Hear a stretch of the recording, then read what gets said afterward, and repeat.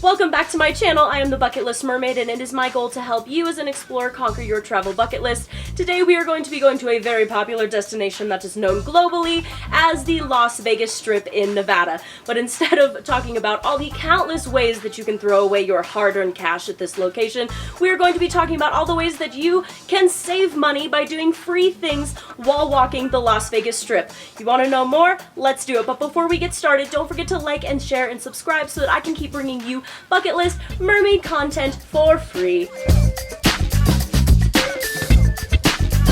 Now, the first thing that you can do for free while walking the Las Vegas Strip is look at hotels. And when I tell you that these hotels are bougie, filled to the brim with luxury, seriously, I have never seen hotels or this many luxury hotels in one area.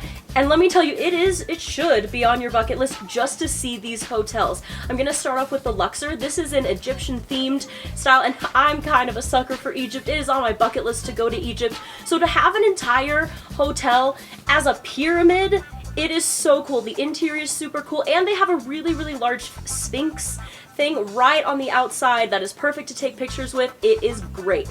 Next on our list, which honorable mention, Excalibur is fun too, but it's a little bit lower budget. But if you're on your way there anyway, you might as well just stop through Excalibur. I've stayed there once. It's pretty cool. It's like night themed and, you know, King Arthur, and so yeah, it's pretty super fun. But another one on my bucket list, New York, New York. Now, the exterior of this hotel is so cool. It actually looks like the New York skyline. They have a Statue of Liberty, and then on the inside, it kind of feels like Disney World, you know, where there's kind of those fake ceilings and stuff like that, but it actually looks like you are wandering old New York at night. The entire casino is New York themed. Definitely check it out. It should be on your bucket list just to see. Now, next up, I'm just gonna lightly touch on the Aria and the Cosmopolitan. These are very central to the Strip, so it might be worth seeing, but they don't have a really unique theme, I would say. They're just kind of dripping in luxury.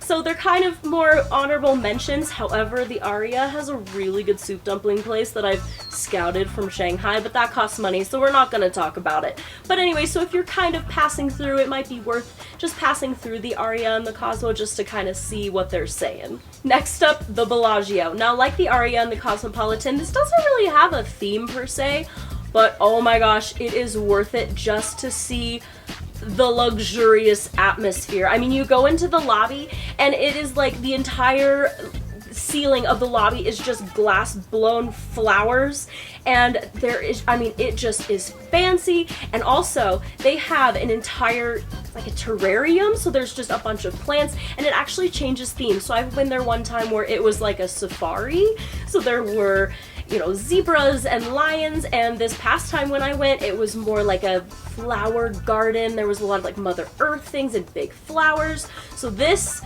section of the Bellagio is definitely something that you should be checking out. Plus, right around the corner from this plant terrarium thing is the world's largest chocolate fountain, so that might be something to add to your bucket list as well. And then going straight down the line, Caesar's Palace. I don't know if you've seen Caesar's Palace, but it is massive. It is all based on Roman Caesar, think that kind of vibe and atmosphere. It is seriously so luxurious. There are, you know, diamonds and statues and fountains everywhere. If you can take a glimpse of the pool, I'm not sure they'll let you in without you staying there, but oh my gosh, it is the coolest pool I have ever seen.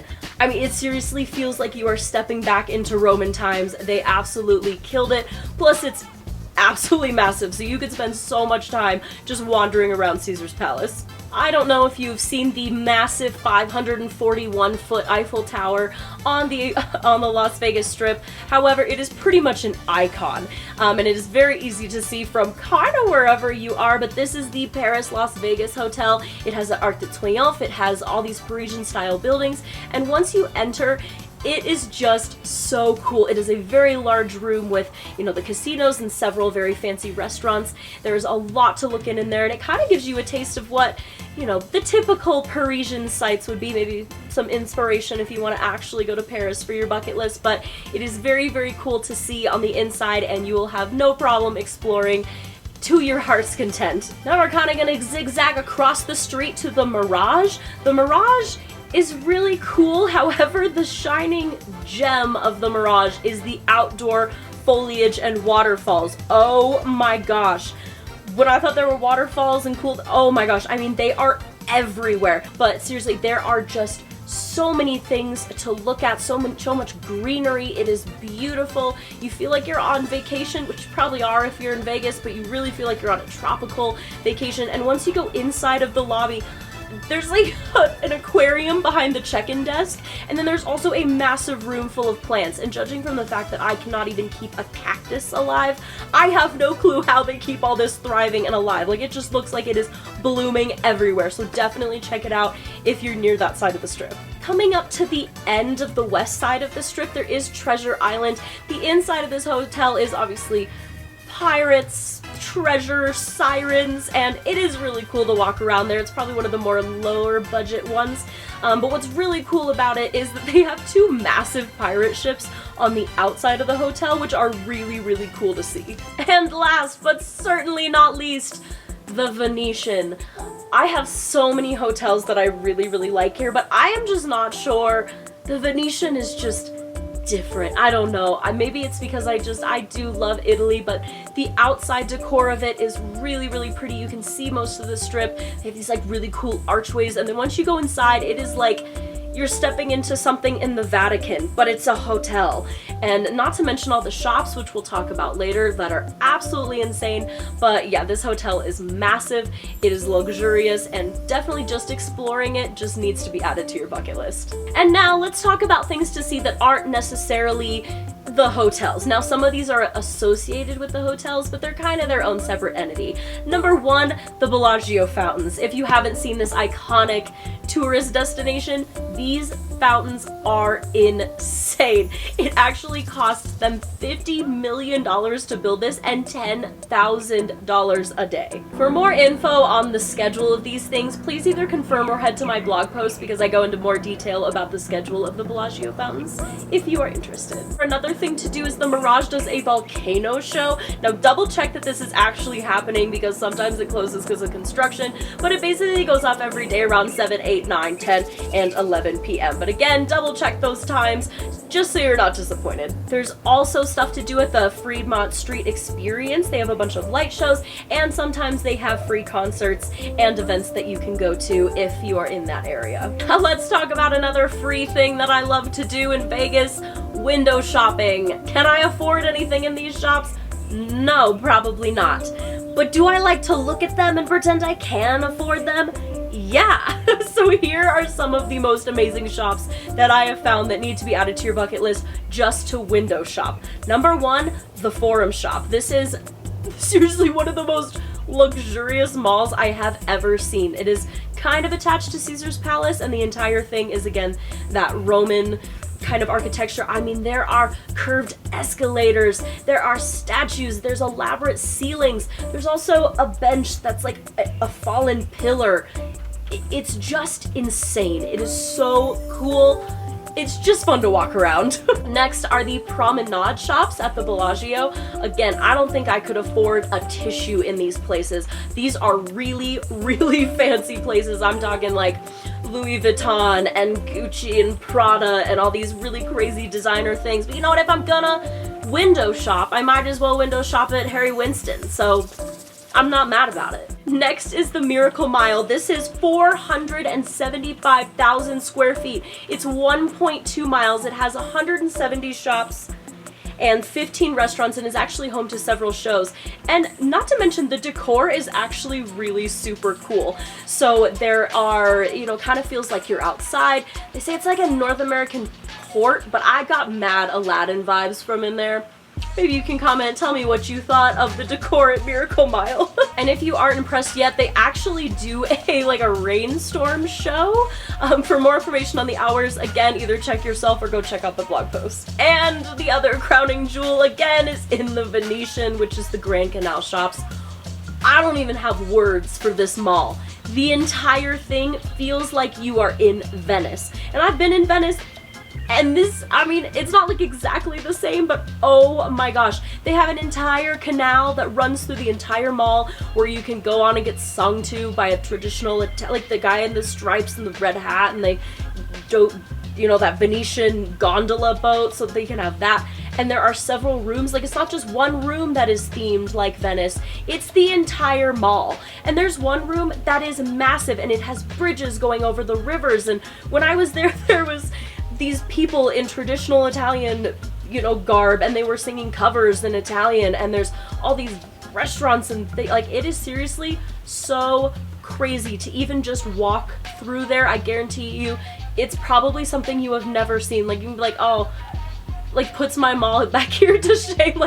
I've never gone to a mall that is themed like Venice. So cool. Do not miss it. Next thing, while you are walking through these things, one thing that I noticed is that a lot of these shops are actually art galleries that people try to sell their artwork, and a free thing is it's really fun to go see and appreciate their art. I went into a photography one that was really super cool. I went into a couple sculpting ones, but it's like going through a museum, and you can kind of enjoy the work of all these artists who have their art galleries in these various mall spaces. So that's another free thing to do if it interests you. Now, one thing that I found out that I had no clue existed is actually in the Flamingo. Now, the Flamingo is a bit outdated and underwhelming compared to, Caesar's Palace or the Bellagio.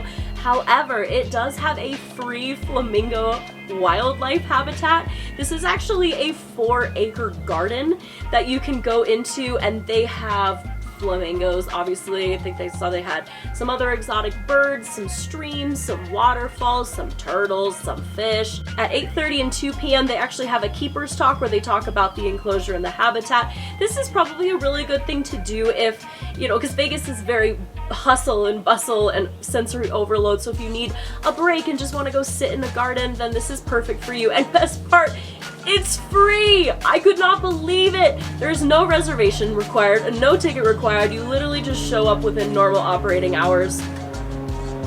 Great. Another thing that you can do that's free on the Las Vegas Strip is see some street performers. Now, when I was there, I would categorize this into 2 categories. Number 1, professional, organized street shows. I saw a couple of these, and they were very cool in the sense that they had professional gear, like the one that I had professional speakers and people singing, and they had a multiple team that were dancing, and they kind of coned a section off of the street. Where I watched it was right in front of the Miracle Mile at Planet Hollywood, and these types of shows, they don't target individuals, and they naturally just grab crowds, and they're actually pretty good. I mean, these people were amazing at dancing, so that is super cool to see if you stumble upon those. Number 2 category are individuals that are targeting other individuals, and I just want to make you aware of this because sometimes it can be a little much for some people who aren't used to it. Now, normally these are people, the most common is that people will dress up in fancy, probably a little skimpy, show outfits or typical Vegas fashion, and they'll be like, oh, I want to take a picture with you, or I want to sing with you. And you are free to do that. If you want to take that picture, that is totally fine, but just know that they will hassle and expect money or a tip from you. And even if you don't want it, like I had this girl, and she was like, oh, let me sing you a song, please give me money. And she kind of like chased me around for a while, like a block or 2, before I was like, please leave me alone. So they're very persistent. As I said, this can be seen in other countries, like I've seen it a lot in like South America or India. So if this does happen to you, it might feel a little rude, but you don't have to be rude. Just politely decline and then just keep walking. But the more that you talk to them, the more that they will pester you. So just be aware that this is a thing, and if you take a picture with anybody, you will be expected to tip or do some kind of monetary compensation. So what is the distance of the Las Vegas Strip, and what are some strategies to walk the entire thing and check it off your bucket list without absolutely losing your mind, because there is potential for that. It is approximately 4.2 miles or 6.8 kilometers long, which is quite a lot. I have found that there are 2 strategies to kind of tackling this distance. One would be to zigzag. This is not my favorite, and let me tell you why. Because it might be tempting to, you know, like you're going on Treasure Island and then you see the Venetian, and then you're like, oh, let me just cross to the Venetian, and then, you know, cross back to the Mirage, and then cross back to the Flamingo. But the thing is that in order to cross Las Vegas Boulevard itself, they actually don't have crosswalks. They have crosswalks vertically, but they, you know, from north to south, but they don't have it from east to west. They actually have pedestrian bridges, which means every time you want to cross the street, you have to go up the escalator, which is always, one of them is always broken, or the elevator, which takes forever, or you just go up the stairs and then you go completely down. And some of them, like near the Miracle Mile and near like the Cosmo and the Aria, they actually have 2 levels. So now you have to decide whether you're going to stay and do the upper level or you're going to go down and do the lower level. Translation, there's a lot to look at, and you can get sidetracked very easily, so it might feel like you're being more efficient by zigzagging, which you definitely can, especially if there's a section of the strip where the hotels more appeal to you.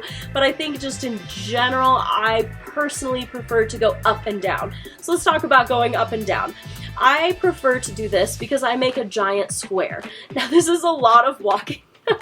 But so like I'll start, let's say like Treasure Island, which is kind of the last main hotel, and then I'll go all the way down to the Luxor or Mandalay Bay, hop on that tram, go over to the other side kind of near MGM, and then come all the way back up to around the Venetian or the Palazzo, depending on how far you want to go. And then I'll cross the street again and be right where the car is parked and right where I started. So this is another reason why I kind of prefer the up and down, because zigzag you kind of go all the way down and then you're kind of stuck and then you probably have to take a taxi back, which is not free. So I prefer the up and down, but it is still really hard to stay on track, so I think it is very important to have a game plan of what hotels you want to see, what attractions you want to see, and then maybe be okay with being like, okay, let's skip this one, or just go over a long period of time and call it good. I think if you're going to ask what side of the strip you should start on, you can basically either start at the south side with like the Luxor and the Excalibur and Mandalay Bay, or you can start on the side with like Treasure Island and the Venetian. I really don't think it matters, honestly. It really depends on where you want to go. But I would definitely pick one and then just commit to it and go all the way down and then all the way back, or zigzag down if you prefer that method too. So, can it be done in one day? Kind of. I was there for about a day and a half. I ended up walking around 15 to 16 miles, and it wasn't bad, but it was definitely a sensory overload. Now, the good news is that a lot of Las Vegas doesn't actually close. I mean, you could be walking around at 2 a.m. and most of everything would still be open. It really, truly does never sleep. So luckily, you can do very, very long days and just wrap it up into one day. However, I feel like even with a day and a half, I did not even come close to seeing everything. So I think you might have to forego everything. I don't think it's possible to see everything in one day, but you can definitely give it your best shot and still feel satisfied if you know exactly what you want to see, if that makes sense. Here are my tips and tricks for walking the Las Vegas Strip. Number 1, don't get lost.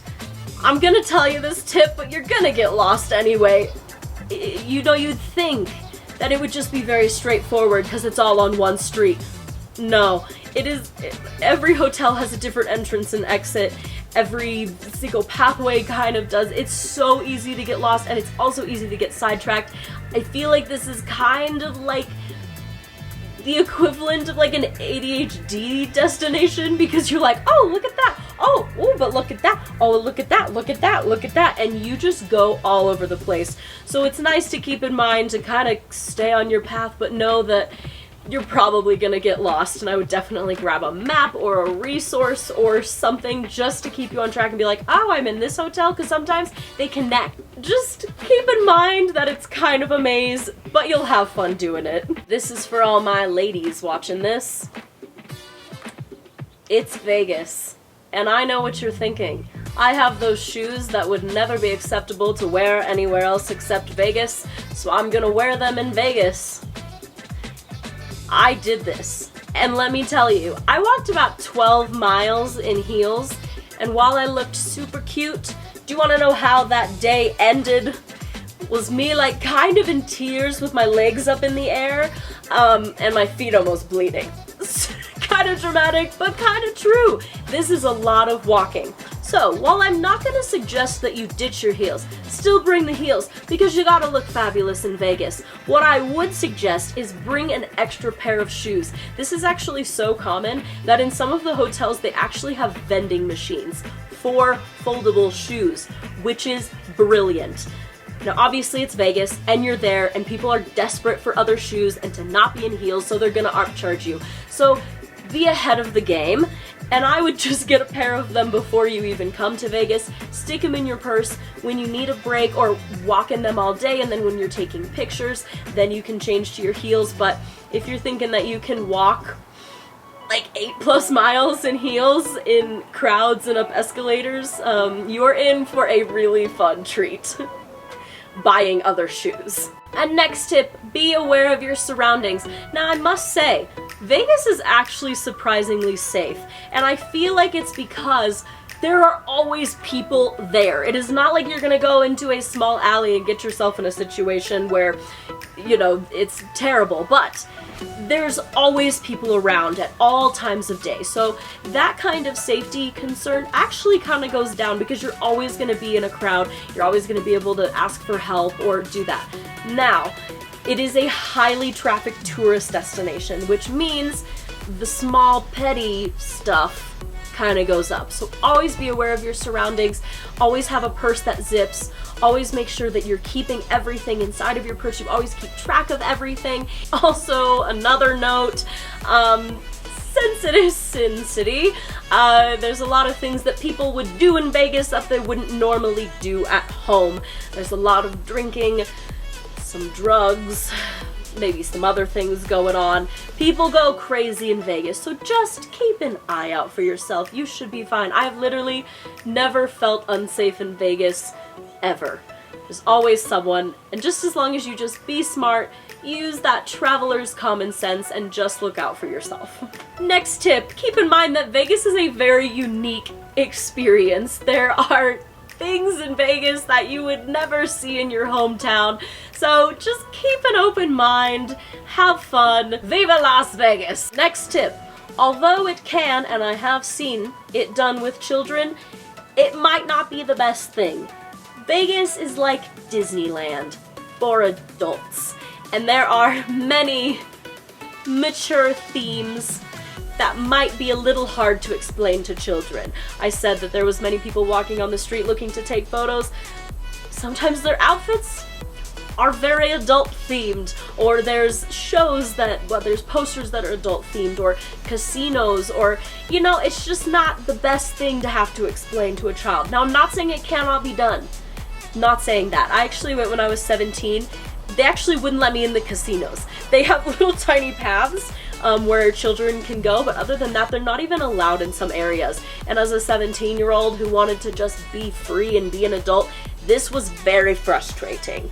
I just wanted to go explore Vegas, and I felt very, very hindered with my experience because, yeah, flat out, I just couldn't go in some areas that were adults only. I couldn't see most of the shows. I couldn't do a lot. So I went again when I was 24, and let me tell you, it was such a different experience. Not that I, like, you know, gambled or did anything inappropriate, but it was just fun to at least put a penny in a slot machine, or, you know, go have a drink at a bar, or, you know, so it's pretty fun. So my recommendation is instead of forcing your kid to do it, maybe wait until they're older and go maybe later. I went with my mom, and it was literally one of the best vacations ever. It was so much fun. Now let's talk about the ways that you can travel on the Strip. Number one, what we've been talking about this entire time, walk.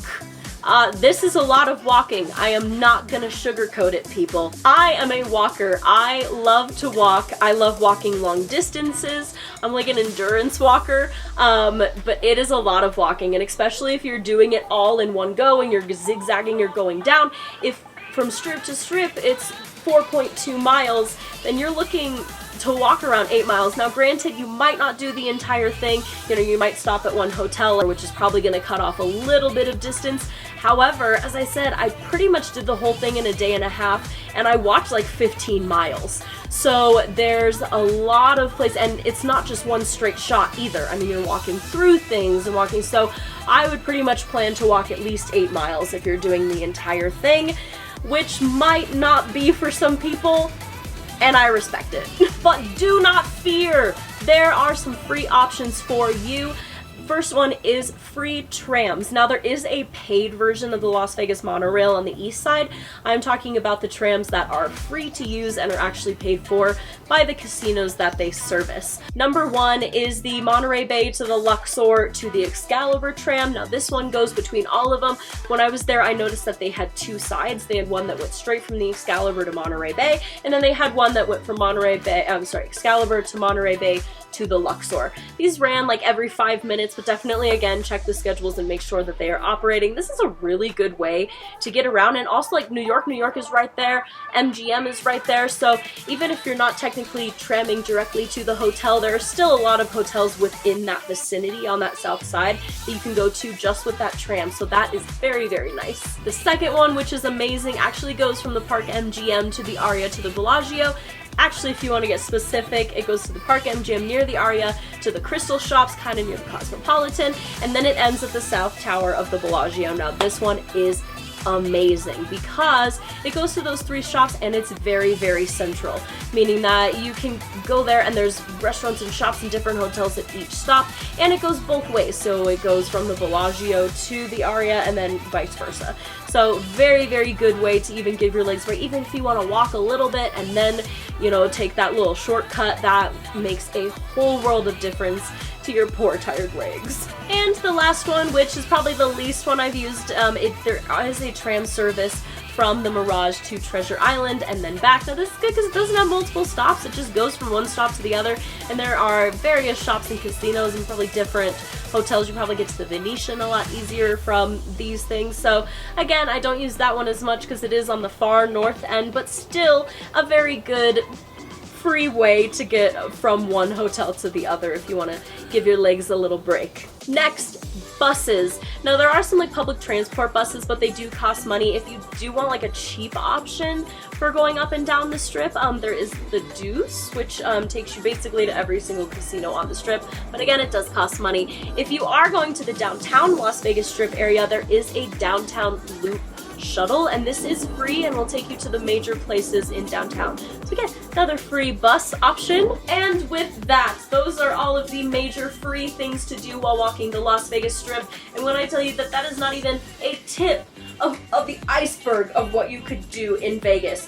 I mean, it's Vegas. It wants your money anywhere it can get it. I mean, from shopping to shows to restaurants to activities. You could take a helicopter, you can do the Ferris wheel, you could do the aquariums, you could do, I mean, seriously, there is some place every 2 feet to put your money. So there is so many things to do, even on top of all these free things, but I just wanted to give you an idea of all of the free things that you could do in Vegas.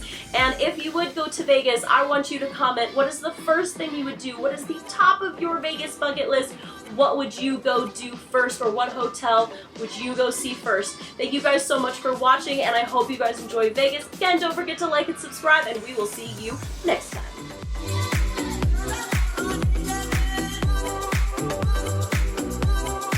That's a bee! Ah! Woo! I have nowhere to go. I can't get out of the tail.